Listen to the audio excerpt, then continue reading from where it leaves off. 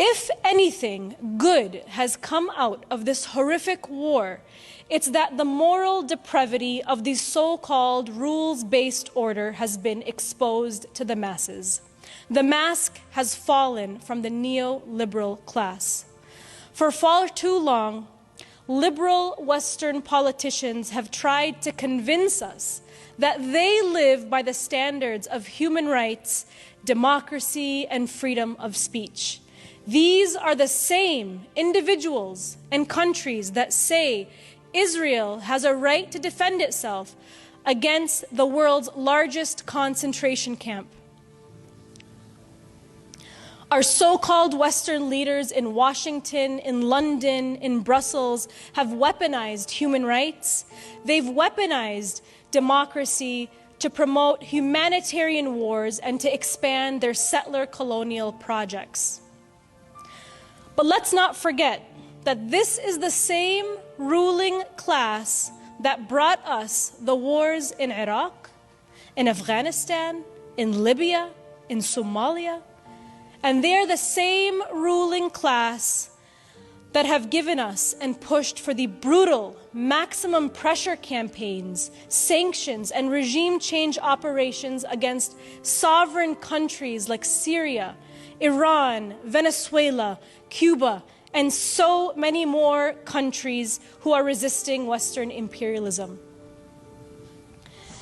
Israel's war in Gaza is just an outward and blatant expression and representation of what the neoliberal class represent. A bloodthirst for war that fuels the military-industrial complex. Lockheed Martin and Raytheon, two weapons manufacturers, applaud this genocide. Think tanks that are funded by these weapon manufacturers draft the war policies and hand them to our politicians to make these wars inevitable. We see dead children. They see their stock prices go up. But it's clear, no matter how many millions of dollars that they spend to manufacture consent for their wars and support for Israeli apartheid, Palestinians have won the hearts and minds of humanity. Never have I personally seen in my lifetime such global dissent and awakening to Israel's propaganda war in Gaza.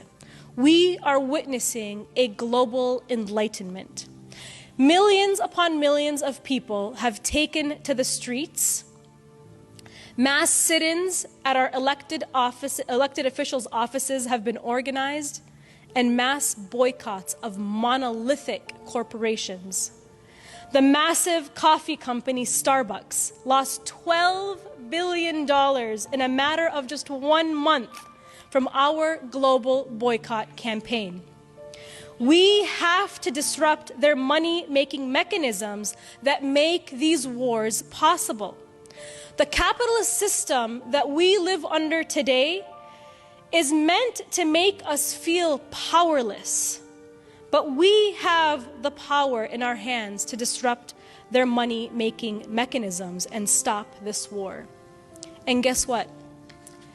It's working, and Israel knows it. The architects of the wars know this.